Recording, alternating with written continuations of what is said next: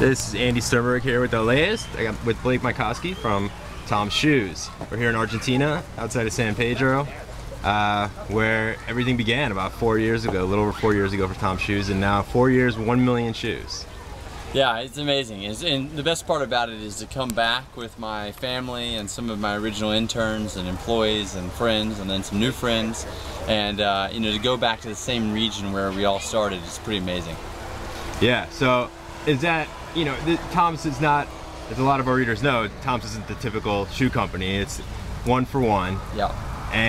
But that's a pretty tremendous pace anyway, you know, 4 years, 1 million shoes, I'd imagine, for any company. Sure. I mean, the thing is, when we first started, there was a village called Los Pilotones, and there were 250 kids that needed shoes to go to school, specifically.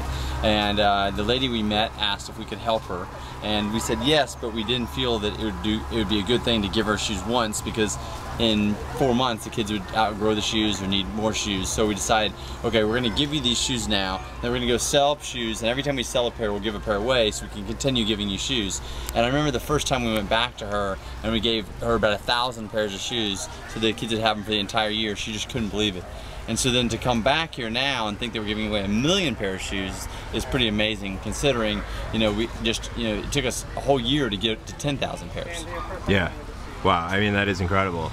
So that means you guys are producing like crazy. All the production is done where? We make shoes in Argentina, China, and Ethiopia. And we started the Ethiopia project last year because there's a really bad foot disease there called podoconiosis, and we're trying to prevent this disease by giving the children shoes. But then we also realized there's an opportunity to create jobs as well in Ethiopia, which, as an entrepreneur, that's a real passion for me. Mm-hmm. So I was able to you know, work a deal out at the factory there, so we're creating jobs and giving shoes in Ethiopia, which is fantastic. Awesome. And so we have some thunder coming in here in the jungle. Any other what other countries are you guys focusing on? Right now we're giving a lot of shoes in Haiti. We've been giving shoes in Haiti after the hurricane a couple years ago. But then once the earthquake happened, we started giving more shoes once we realized that there was a lot of debris on the ground and they really need to protect their feet. You know, Ethiopia is a big focus, Guatemala for hookworm, and then we continue to give shoes in Argentina. And I mean, the thing about Argentina that's kind of like so special to me is that, you know, the original TOMS shoe, the design of it comes from Argentina. It's a shoe that farmers have been wearing for hundreds of years. So to come back here for the millionth pair, not just on the giving side is great, but also like, this is where we started making all the shoes, when we were making them in a small little garage 4 years ago. Awesome. And so now you have a lot of employees all around the world. Yeah, we have employees, you know, all over the world, over about 140 employees. It's hard to believe because when we started, it was me and 3 interns in my apartment.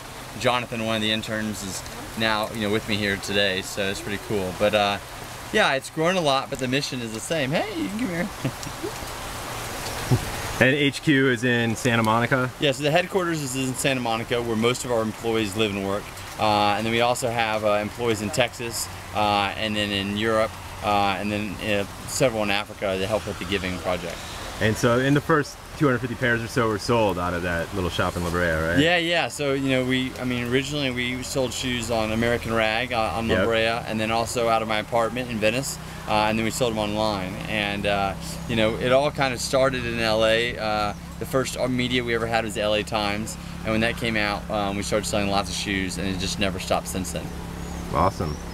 Well, great. Well, best of luck in the future and keep up the good work. Cool. Thank you so much for coming and giving shoes with us. Thank you.